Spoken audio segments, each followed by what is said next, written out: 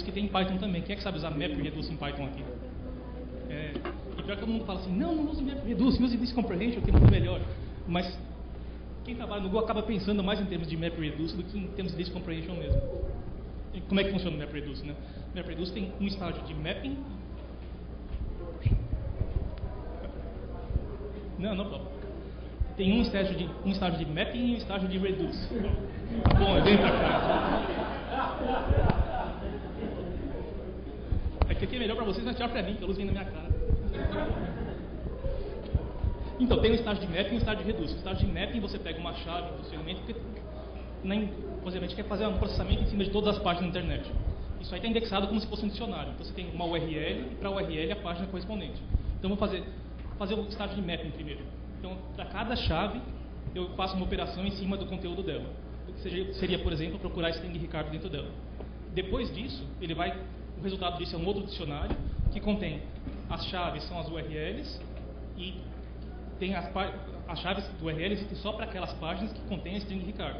Depois faz uma operação de reduce, ou seja, você vai colapsar todas as entradas que tinham isso. Então, por exemplo, eu posso pegar todas as chaves e construir uma grande string que contém todas as URLs possíveis separadas por, sei lá, vírgula.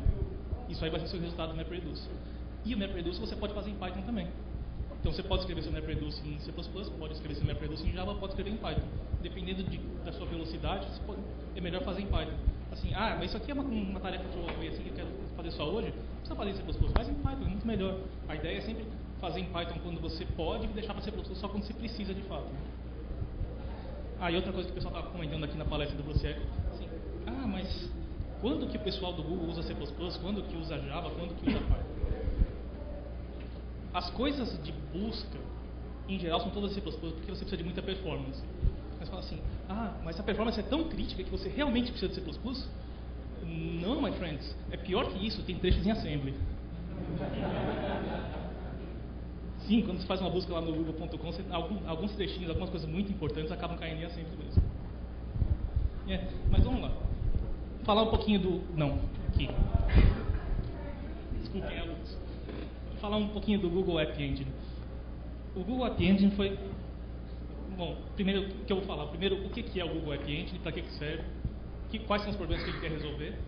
Depois, logo em seguida, falar como é que ele é por dentro, qual a arquitetura. E vou dar um exemplozinho bem pequeno, só para vocês terem uma noção de como é que a coisa funciona. Muito bem, então, qual que é o problema que ele quer resolver? Quem aqui já fez aplicação para web? Vocês sabem que é um pé no saco fazer isso, né? Não, você vai fazer uma aplicação para web, você vai ter que usar o LAMP, por exemplo. A primeira coisa que vai ter que fazer é instalar o Linux. Depois do Linux, você vai ter que instalar o Apache. Aí depois do Apache, você vai ter que criar a sua configuraçãozinha do Apache, editar aquele arquivo, colocar permissão. Depois disso, vai ter que levantar o SQL, fazer a integração do SQL com o Apache, que normalmente não é uma coisa trivial. Depois criar suas tabelas, criar password. Depois que você tem a coisa levantada, você escrever seu código, ainda tem que determinar como é que você vai fazer o monitoramento disso, como é que vai ser o log. Esse negócio cai no meio do caminho, como é que eu vou saber se caiu, como é que eu vou saber se está dando problema? E se a minha latência está muito alta, e se eu não estou conseguindo servir páginas suficientes, tem que ter um jeito de medir isso. Depois, você tem tudo determinado, você ainda precisa achar alguém para hospedar esse negócio. Quando você vai achar alguém para hospedar, você precisa ver se as máquinas vão dar conta. Vai ter que ter um sysadmin para tomar conta dessas máquinas. E tudo isso é muito chato, gente. Você não vai fazer uma aplicação web, você não quer ter que trabalhar com isso. E o pior, tanta complexidade assim é muito fácil de você errar. E o que acontece quando você erra um caso desses? É isso que acontece. Seu sistema vai balear. Como no Twitter, né? Você precisa pensar sempre em escalabilidade. Às vezes você está fazendo sua aplicação, ela funciona muito bem para 10 usuários, para 100 usuários, mas e quando você entra naquela escala assim, do Orkut, que você tem milhões de usuários? Então, você tem que começar a pensar sempre nisso quando está fazendo uma aplicação web. E é para isso que o App Engine serve. Quando você faz uma aplicação no App Engine, o App Engine é uma plataforma de hosting de aplicações do Google. Então, quais são os princípios que norteiam o App Engine? Primeiro é que criar uma aplicação web tem que ser uma coisa simples. Você não precisaria ter que fazer todas aquelas etapas complicadas do seu stack livre. Você não precisa ter que setar a parte, não precisa ter que setar SQL. Não, apenas só. Aqui no App Engine, você escreve um scriptzinho Python, escreve um scriptzinho de configuração e acabou. É tudo que você precisa. Depois que você fez o upload para o servidor do Google, eles que vão tomar conta de rodar o seu programa, eles que vão tomar conta do monitoramento, eles que vão tomar conta das falhas, por exemplo. Eu estou rodando minha aplicação em um monte de máquinas, mas uma delas morreu. Então significa que um monte de usuário vai perder seus dados? Não. Aqui, quando você roda sua aplicação no App Engine, todos os seus dados são replicados e são resistentes a falhas. Se tiver uma falha, alguma máquina cair no meio do caminho, o sistema se encarrega de levantar aquilo lá e recuperar seus dados. Você nunca vai perder nada. Outra coisa que o App Engine garante para você é que as aplicações do web escalam facilmente. Então, você escreve sua aplicação de uma maneira muito simples e ela vai rodar tanto para 10 usuários, quanto para 100, quanto para 1000, quanto para 1 milhão. Por quê? Por que isso acontece? Isso acontece porque quando você está escrevendo uma aplicação para o App Engine, você está usando exatamente a mesma infraestrutura que é usada em todos os outros serviços do Google, que são feitos para escalar para a escala de milhões de usuários. E outra coisa que a gente acredita também é que a aplicação web tem que ter um custo inicial baixo. Você não vai querer fazer um investimento muito grande de 10 mil máquinas só para testar se o seu Twitterzinho está funcionando. Você escreve sua aplicação, sobe para o App Engine e testa lá. Vê se ela funciona para 500, para 1000 usuários, até 1000, 10 mil. Você pode fazer isso de graça, não tem custo nenhum para você. O Google está cobrindo tudo. Só vai começar a ter um custo quando você começar a escalar para muitos usuários. Aí eles vão começar a te cobrar uma taxinha. Mas é excelente para fazer protótipo e depois... A parte legal é que você não precisa escrever um protótipo de aplicação séria de novo. O próprio protótipo já serve para escalar. Você não vai ter que mexer no seu código. O mesmo código serve para toda a sua escala de usuários. Então, o que muda quando você faz uma aplicação com App Engine ao invés de fazer uma aplicação com link normal? É que você só precisa fazer a parte divertida. A parte chata, quem cuida somos nós. Então, você não precisa se preocupar com máquina, não precisa se preocupar com disco, não precisa se preocupar com memória. Ah, minha aplicação, eu vou precisar de quantos megas em cada máquina? Eu vou precisar de 256 megas, eu vou precisar de 1 GB em cada máquina? Nem esquece, você não vai pensar mais em memória. Essas coisas quem cuida somos nós. Ah, mas será que eu vou ter máquina suficiente para escalar para 1000 usuários? Será que eu vou dar conta? Minha latência não é muito grande, eu vou começar a servir 1000 usuários e agora cada um deles vai ter que esperar 10 segundos por uma página?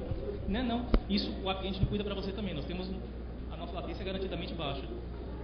E a coisa mais legal, você não precisa mais programar em PHP, você pode programar em Python agora. Olha que coisa boa. Esquece PHP, esquece Pro.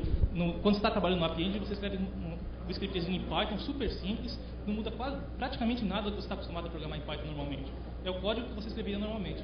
E o melhor, por ser um Python, e ser quase o mesmo Python que você usa no dia a dia, você também pode reaproveitar todas as bibliotecas que já existem. Então, por exemplo, o App Engine já vem com o Django instalado nativamente.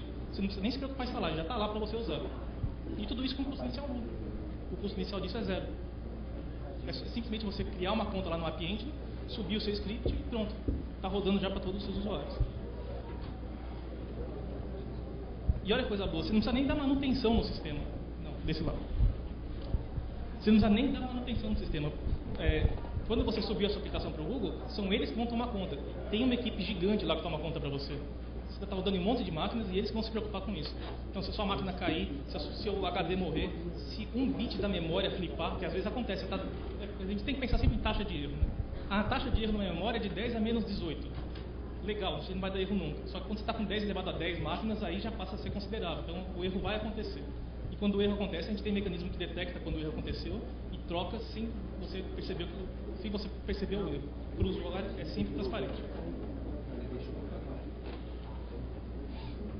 E isso escala muito facilmente, por quê? Porque a gente está usando a infraestrutura que o Google já tem. Então, por exemplo, acesso em disco é todo feito com GFS, que é o Google File System. Quem conhece o GFS aí?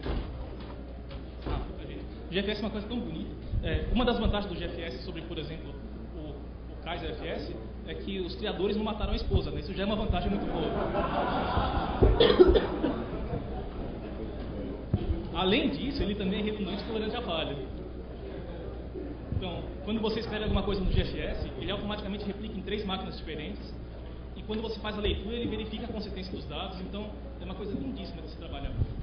E é tolerante à falha também, né? Então, se uma das máquinas morrer, ele sabe que a máquina morreu, começa a usar só os dados das outras duas e começa a replicar automaticamente. Você nem percebe quando essas coisas acontecem. Outra infraestrutura que a gente tem no App Engine, o acesso ao Google Accounts. Então, se você faz uma aplicação no App Engine, você não precisa se preocupar com login. Não, eu vou fazer um hash de usuário, não, eu vou criar um sistema de senha. Não, você usa o Google Accounts. Aquela mesma senha que você usa para logar no Orkut, para logar no Gmail, para logar no Reader, é a senha que você vai usar aqui. Tudo de maneira transparente, com 5 linhas de código, você já fez todo o sistema de login. E tem o database baseado no Big Table.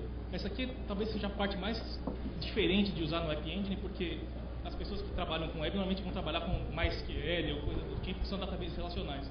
Esse aqui não é um database relacional, é um database meio diferente. Mas ele tem uma vantagem muito grande, ele escala de uma maneira que o SQL não escala. O SQL você vai querer colocar 1 milhão de usuários, o bicho vai ratear, não vai dar certo. Aqui não, aqui ele suporta muitos usuários porque o database é replicado, na verdade não é replicado, ele é shared.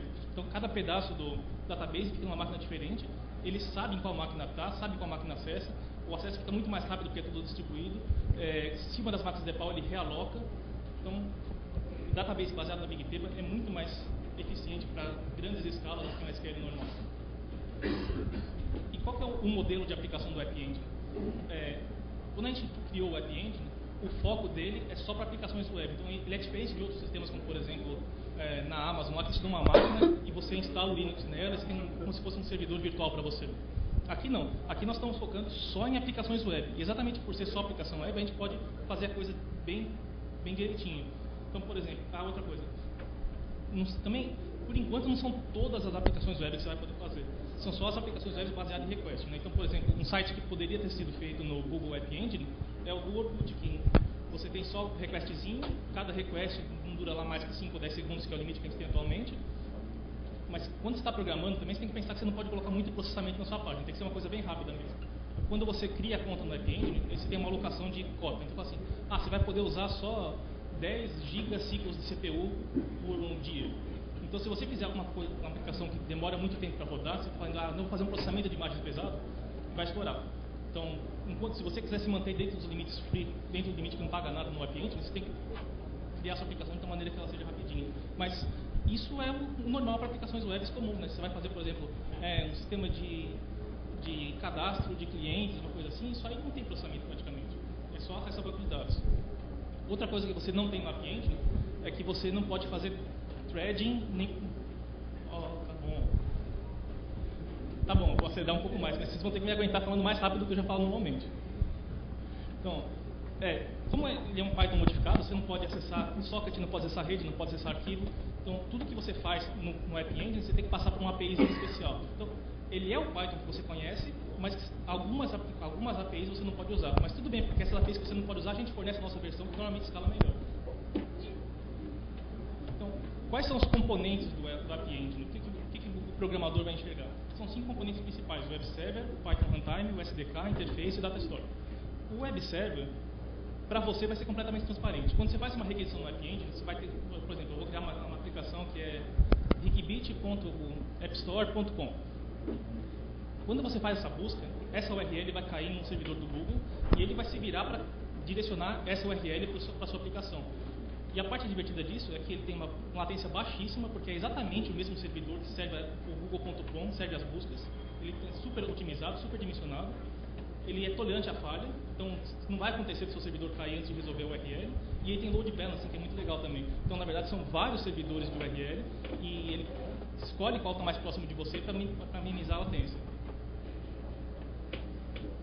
O Python Runtime é a mesma linguagem que a gente já conhece, só com umas coisinhas a menos, não tem thread, não tem socket, não tem chamada de sistema. Mas, em compensação, muita coisa do que existe atualmente você pode rodar sem modificação nenhuma. Então, se você quiser pegar, por exemplo, eu acho que daria para colocar o PIL, por exemplo, tranquilo lá dentro. Só que vai ter que mudar as chamadazinhas para não carregar o arquivo, você vai passar direto. Mas tudo que não envolver chamada de sistema roda numa boa. O SDK é uma das partes mais divertidas dele, porque a aplicação web tradicional, você vai ter que escrever sua aplicação, subir no Apache, carregar. Não, mas para testar de verdade eu vou ter que levar para o servidor, aí faz o FTP, aí vai dar o refresh. Uma coisa lenta demais, gente. É muito ruim de trabalhar assim. O SDK não. O SDK ele vai rodar localmente na sua máquina. Então, na sua máquina você vai ter um servidor que se comporta exatamente de maneira idêntica ao servidor que está rodando lá no Google. Então, quando você vai fazer o ciclo de compilação, teste, debugging, você faz todo localmente. Fica muito rápido, é muito ágil trabalhar com esse SDK. Então, isso elimina todos os seus delays que você teria para subir o seu código. A interface de administração é uma coisa lindíssima também, porque você não precisa se preocupar em monitoramento. Não, vou criar log, vou criar um gráfico para saber se minha latência está muito alta, quero saber qual página é mais popular. Lá nós temos uma dashboard que faz isso para você. Você criou a conta, automaticamente a dashboard está criada e você vai poder monitorar por aqui tudo que sua aplicação está recebendo. E por último, o Data Store, que é o modelo de database dele, é baseado na Big Table, como eu tinha falado. Ele é meio diferente do SQL porque ela não é relacional, mas a aplicação ela escala de maneira muito melhor para muitos usuários. Então, só para mostrar um exemplozinho de como que é o código do App Engine, um Hello World dele é só isso aí. É como se você quiser escrever, é como se fosse um CGI. Você escreve lá o seu content type, dá um enter, coloca o seu Hello World, isso aí já é sua aplicação. Você já vai ter no App Engine uma página que escreve Hello World. Para fazer isso funcionar, você vai ter que escrever um arquivinho de configuração. Isso aqui é o seu arquivinho de configuração, é uma coisinha pequena. Você vai ter que colocar lá qual o nome da sua aplicação, no caso o Hello World, por exemplo, qual a versão que você está usando. Então essa aqui é o meu Hello World versão 1. Eu posso ter várias versões de VM no servidor, eu posso atualizar a versão de maneira muito simples. Eu falo que vou usar o runtime de Python, que atualmente o App Engine roda em Python, mas há a ideia também de colocar outras linguagens no futuro. Então pensa assim em colocar o Ruby e pensa assim em colocar o Java também. A API version do Python é a versão 1 por enquanto. E aqui eu coloco os handlers. Então, como é que é aquele handler? Quando eu falo URL barra ponto asterisco, significa é uma expressão regular. Então, tudo que tiver uma barra e da linha de qualquer coisa vai ser redirecionado para o meu script helloworld.py. Então, ou seja, qualquer URL vai cair nesse script. Mas isso ainda não tem cara de CGI, né? Será que daria para fazer melhor, como se fosse, por exemplo, aquele módulo CGI aqui no Python? Sim, sim, sim. Nós temos um módulozinho que faz essas coisas para você, que é o módulo de Web App. Então aqui ele vai montar os headers para mim, vai montar a resposta. Então aqui já fica uma coisa mais robusta. Agora o próximo, que é a parte mais divertida, isso aqui é um exemplo de, isso aqui é a sua aplicação inteira e ela já tem um login baseado no login do Google. Ele vai usar o Google Accounts para fazer o login. Então como é que funciona o código lá? Ele verifica, quando você chama aquele users get current user, ele vai verificar se você está logado. Se está logado, passa direto a sua aplicação. Se não está logado, ele vai te redirecionar para um site do Google Accounts, pedir o seu login e voltar com todos os dados que você tem. Então só isso aqui, esse código pequeno, ele já vai te logar no Google e imprimir seu e-mail. Então, deixa eu só mostrar um exemplo para vocês aqui.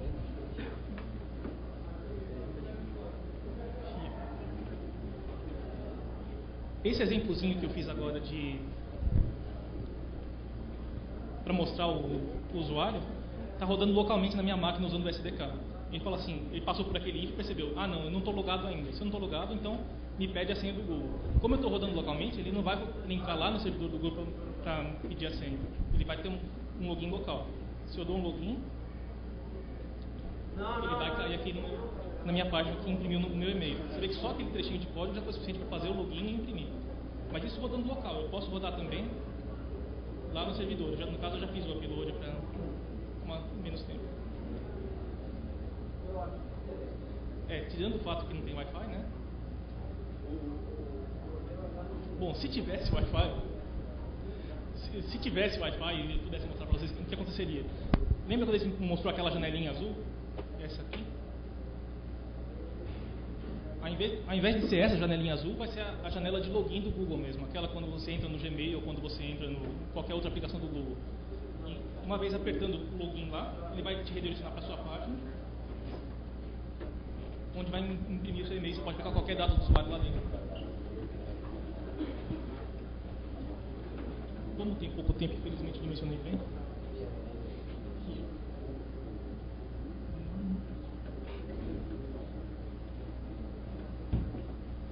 Eu vou fechar aqui só para aberto para dúvidas, para quem tiver mais dúvidas. Realmente foi só uma introdução para quem não conhecia.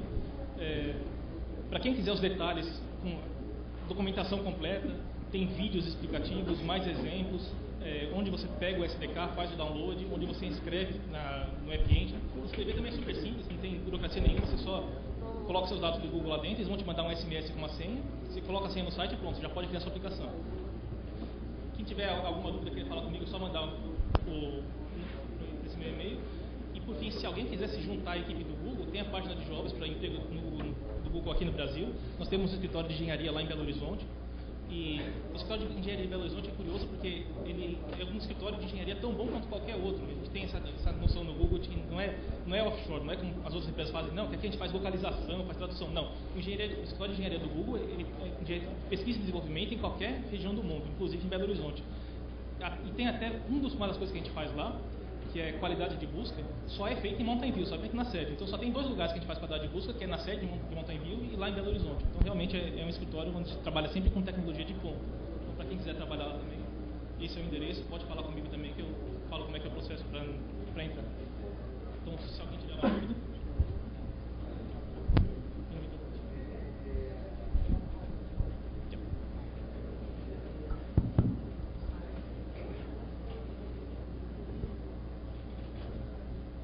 Eu queria saber como está o estado de ferramenta de teste automatizado no próprio Engine. Eu lembro que quando eu comecei a brincar, a gente procurou e não tinha, era muito difícil. Alguém que tinha feito um hack quando você fazia, né? E era bem ruim, não só não era uma ferramenta oficial, como era um hack claramente. Assim. Não, isso até onde eu sei também ainda não foi desenvolvido nenhum, mas você pode usar as ferramentas normais, né? Você pode usar o PyUnit, por exemplo, para testar numa boa. E isso para testar localmente. Depois, se você quiser subir, dá para testar no Selenium também, sem problema nenhum. Mas não, até onde eu sei, não tem realmente uma ferramenta própria para o AppEngine.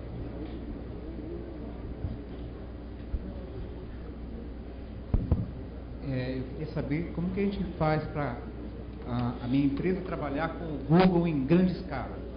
Como que eu entro em contato com a Google que eu não consigo? Na verdade, dá para conseguir, sim. No caso do AppEngine, ele ainda é um produto que está em beta, né? Então, os produtos do Google sempre demoram um pouco para sair do beta. Então, a gente não tem ainda, não está rolando o processo de pagar para conseguir escalar bastante. Então, você vai ter que trabalhar dentro dos limites do que a gente oferece free atualmente. Mas os limites free são uma coisa muito grande. Se eu não me engano, a memória não falha, a gente tem limite por dia de 5 milhões de acessos, mais de 5 mil usuários, é uma coisa realmente monstruosa. Então, a não ser que você queira fazer um portal do tamanho do UOL, só o que o AppEngine te oferece hoje de graça já é o suficiente. Mas, se o seu caso é de escalar muito, entre em contato comigo, eu tenho meu e-mail aqui, eu te boto em contato com as pessoas corretas. Eu te passo meu cartão depois e a gente bate um papo. Mais uma pergunta? Eu queria fazer uma pergunta então. Vocês pensam em suportar JavaScript como runtime também? Tem um monte de linguagens que estão sendo consideradas. Mas eu acho que a próxima que vai sair, está na escala para sair, é Ruby mesmo. Tá. Mas sim, a ideia é que isso aqui funciona baseado como se fosse um sandbox, né? Então, uma vez que você portou a sua linguagem para o sandbox, você pode colocar qualquer um. E a ideia é realmente escalar para várias delas. E essa runtime do Python que vocês usam, vocês não pensam em disponibilizar, né? Um dos Não. problemas que a gente tem é justamente rodar o código Python no sandbox. Não, por enquanto não vai ser disponibilizado não, até porque no comecinho tinha os problemas de segurança. Eu lembro que antes de sair a público, não quero inicializar agora. Antes do AppEngine ir para público, a gente teve até um concurso lá dentro para ver quem conseguia hackear o AppEngine. E foi divertido, porque nós conseguimos achar 5 falhas lá dentro. Isso internamente. E outra coisa, para quem quiser trabalhar no AppEngine, fazer o desenvolvimento do AppEngine, a gente também faz. Tem um brasileiro lá de Belo Horizonte que trabalhou um pouco no AppEngine, fez um módulo lá de dentro. Não sei se vocês sabem que no Google você tem o que a gente chama de 20% time, né? Você pode pegar 20% do seu tempo para trabalhar no projeto que você quiser. Fala assim, não, eu quero reservar todas as minhas sextas-feiras para trabalhar no Gmail. Beleza, ninguém vai reclamar com isso. Seu chefe vai até incentivar isso, porque é uma maneira de incentivar a inovação dentro do Google. E tem uma pessoa lá de Belo Horizonte que pegou 20% time dele para trabalhar no AppEngine. Então, se alguém quiser se juntar à equipe depois para trabalhar e desenvolver o AppEngine também, é uma coisa bem divertida.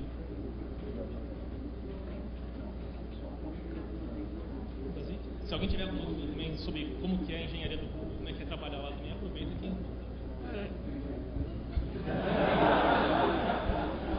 Não, eu vou falar, a pior coisa de trabalhar no Google é que engorda.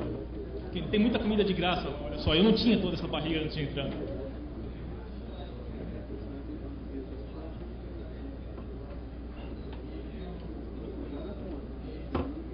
Eu vou te falar que tem no escritório de Belo Horizonte. Cada escritório é diferente um do outro. No escritório de Belo Horizonte nós temos 5 andares.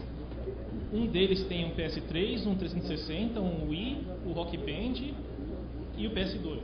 No outro tem uma mesa de pebolim. Mais em cima tem a rede, remote, né? Assim, hoje a rede está ruim, então vou descansar na rede enquanto isso. Nós temos comida de graça. Esse negócio da comida de graça é uma coisa que me impressiona, porque realmente tem... Vejam o que fez comigo, né? Porque, na verdade, conseguir entrar no Google é muito difícil, né? Porque o bar de hiring é muito alto. Então, o cara tem que ser muito bom. E quando você consegue entrar, é muito interessante para a empresa manter esse cara. Então, por isso que tem muito benefício. Uma das coisas que a gente tem lá, por exemplo, eles te dão $100 para você decorar a sua mesa. Então, eles te dão lá a grana, você vai comprar bonequinho para colocar em cima da sua mesa, colocar um enfeite qualquer. Então, sim, é divertido trabalhar lá. Mas, além dessas bobagenzinhas, tipo brinquedinho, a parte mais divertida não é essa. A parte divertida é que você está realmente trabalhando com tecnologia de ponta. Então, tudo que você está desenvolvendo lá no Google dos Estados Unidos, você desenvolve aqui no Google do Brasil também. Você pode trabalhar com coisas como AppEngine. Eu já trabalhei no Gmail, já trabalhei nos outros projetos, eu não posso falar que eu trabalhei, que são algumas coisas confidenciais. Mas, realmente, para quem gosta de mexer sempre com algoritmo, sempre com coisa de ponta, é um local excelente para trabalhar. Uma pergunta, já fugindo um pouquinho da história do App Engine, já que você está falando do Google, esclarece para a gente aqui uma dúvida que aconteceu foi feita a pergunta na palestra anterior, e eu já li um pouco sobre isso, eu queria, se possível, você esclarecesse. Por que da ausência do Python no Android? E aí a informação que eu tenho é de que porque o Google, o projeto foi baseado numa aquisição que o Google fez, e que até mesmo teve um brasileiro que ganhou o prêmio de $100 mil, né? O desenvolvimento fez o Teradesk, e eu ouvi num podcast uma entrevista dele dizendo que ele não viu nada especificamente atrelado a Java para o desenvolvimento, muito pelo contrário. Então, que ele acredita que posteriormente nada impeça de você ter o mesmo tipo de suporte para desenvolvimento do Android de alto nível como você tem hoje usando o Java. Foi meramente uma conveniência para poder o time to market ser mais rápido. Eu queria que você falasse um pouquinho disso. Na verdade, o negócio do Android é que você não precisa se preocupar se ele vai ter Python ou não, porque o Android é todo open source. Assim que ele for lançado, ele vai ser aberto e você pode colocar o que quiser lá dentro. Então, se você quiser colocar por você mesmo o suporte a Python, você pode. Mas, atualmente, a única coisa que ele tem é uma interface chamada Dalvik, que é uma espécie de JVM modificada, e realmente isso aí é código legado da empresa que foi adquirida. Inclusive, a empresa é chamada Android mesmo, de ser comprado. Mas, por enquanto, internamente, a gente só tem plano de suportar o Java por enquanto, mas depois que abrir para o open source, todo mundo vai poder usar. E aí o Python é uma coisa que eu tenho certeza que vai surgir. Inclusive, o Android me deu trabalho, porque eu fui o primeiro brasileiro a trazer o Android para o Brasil. E eu peguei lá da empresa, sem nota fiscal. Falei, meu Deus, como é que eu vou declarar isso aqui na hora de entrar, né? Mas felizmente não deu nada.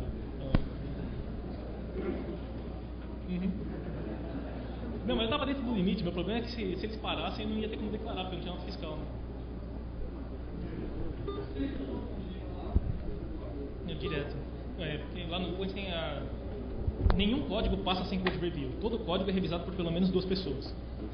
E é só o Monday que a gente usa mesmo, de fato. Então,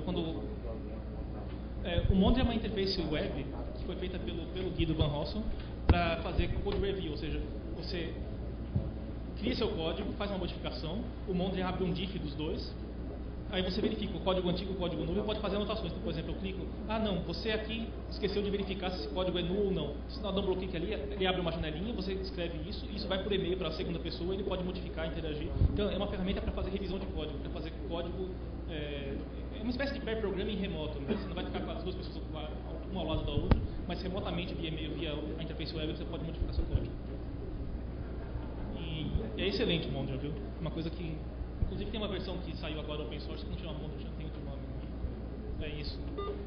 E para quem tem interesse em fazer código de qualidade, assim, código bom, eu recomendo que use mesmo.